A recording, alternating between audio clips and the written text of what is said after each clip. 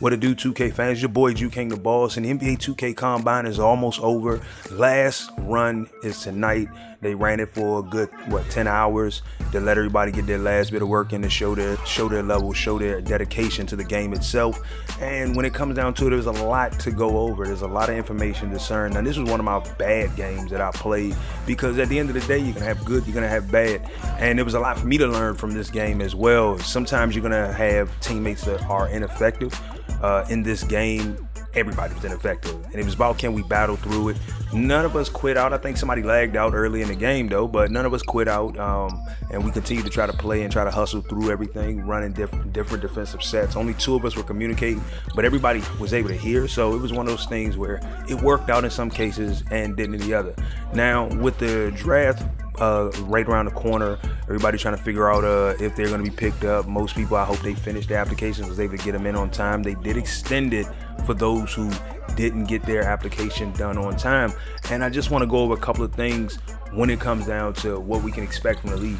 Now, first of all, I want to know what kind of defensive sets they're going to run, what kind of offensive progressions they're going to run. I know everybody's been seeing different team houses, team setups when it comes down to what's going to be available to the players, and it's actually been fun. It's been enjoyable to see, and you kind of look forward to seeing what's next. Now, as the draft, that's something that everybody's anticipating. I can't wait to see not only what the player pool is going to be, but where people are going to be drafted, who's got the number 1 pick, who's got the last pick, and so forth. Now, there are a couple of things that I want to go over, what I would hope from the league standards of what we're going to expect to see. So let's drop into that. Now, the first thing I want to go is I want to see if they're going to do some sort of attribute progression system. 9 out of 10, the answer is going to be no, but it would be pretty cool to see if you're playing effectively, just like in NBA 2K, when it comes down to the players. When the players play effectively in real life, their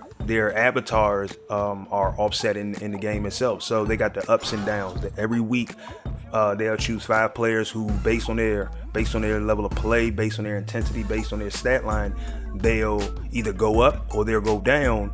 And so it'd be good to see whether or not 2K League does anything in general where there's, okay, you can't go no higher than a 95, or you can't go no lower than an 85, just to make sure it stays as hopefully balanced as possible. Another thing I had been hearing about, I was talking with some of the guys that I was playing with, and there's some cool people you meet. I kid you not. One of the best things about the Combine was the interesting characters that you come across and the interesting names of people's characters. Now, one of them was mentioning to me that they, since the 5-out offense is considered boring by league standards and everything, what other kind of offenses would you expect to see? I expect to see some pick and roll offenses set up that won't space the floor or congest the floor at the same time. I believe we're going to see a nice hybrid defense. I won't expect to see too many teams running just a heavy zone defense. You're gonna have man, you're gonna have zone defense, but I believe you're gonna get a nice little hybrid of them both.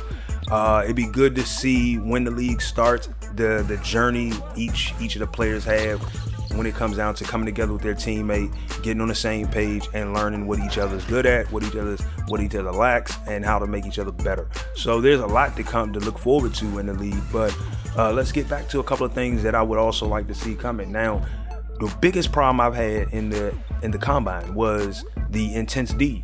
The fact that auto contest is on intense D.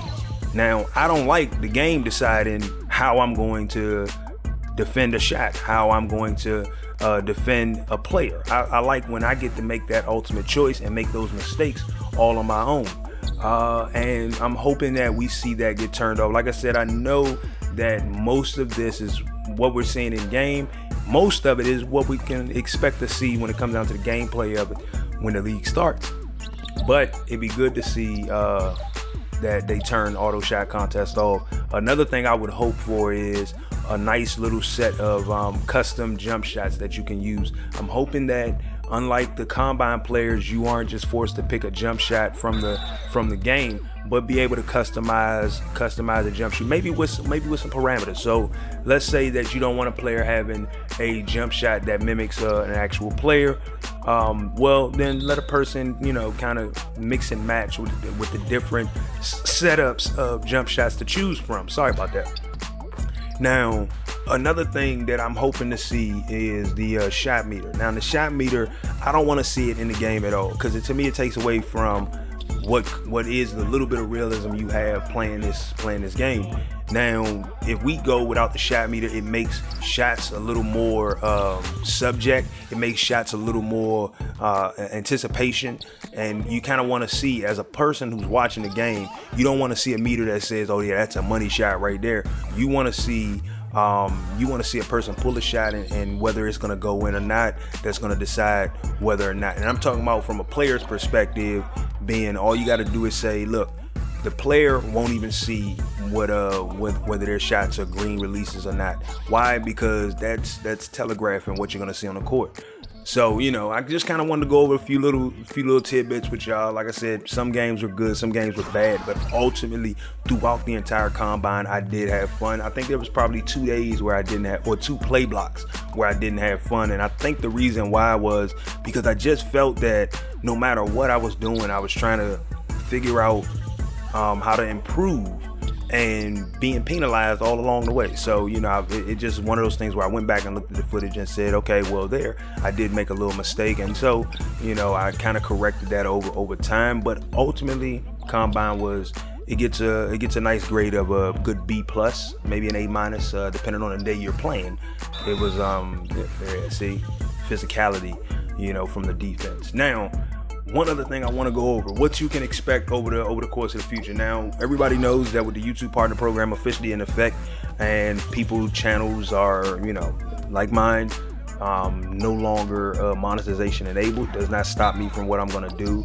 It doesn't put all of my eggs in YouTube's basket, but it doesn't remove the doubt that I'm going to continue to create videos. I've worked on several Skyrim videos, and now I'm just trying to get my voiceover audio done with it. It's not something basic.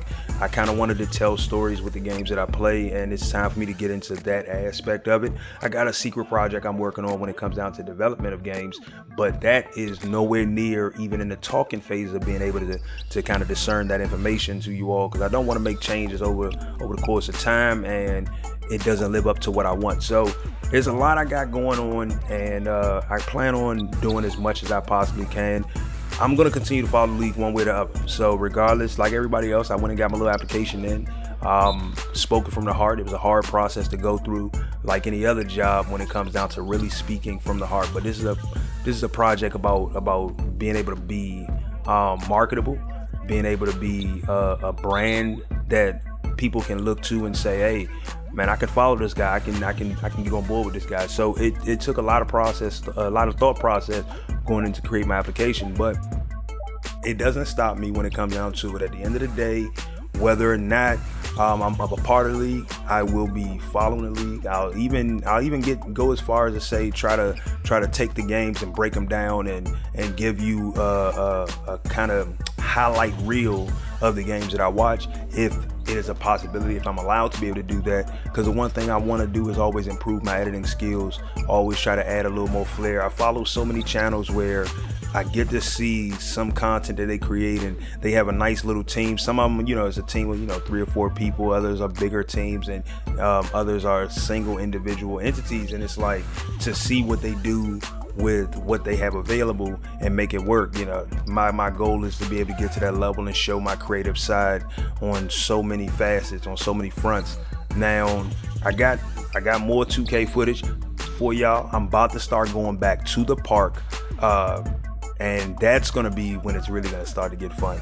I miss going to the park, so my boy, he said, man, I go back, that's no problem. But we've been playing a lot of Pro-Am. I'm going to get back in the team Pro-Am. I've been messing around trying to get into tournaments. In order to truly get into tournaments, you need to have your notoriety up there. You need to be on the level where people say, oh, okay, this team might be good to watch in the tournament, this, that, and the other. So I got a lot of plans going forward. Summer's almost upon us. I mean, spring is here. I mean, it's warm outside in DC. So, I got a lot of things I got planned. I got a lot of content I'm working on. and pretty soon you're gonna see several new games. One of them is Skyrim. I know a lot of people have played Skyrim. Skyrim feels like an old game, but I was telling myself a story that I wanted to get into with Skyrim itself. Also, I'm working currently on a podcast of creativity, and in this podcast discussion, we're gonna go over scenarios. Me and my boy, we're gonna get together and we're gonna go over scenarios and the ways that we deal with those scenarios, that we would deal with those scenarios. Give you the hypothetical questions that you see get played out so many times and so many ways, but it's always so basic. I got a lot for y'all, and I know there was a lot to handle. I'm gonna catch you guys on the next video. Peace.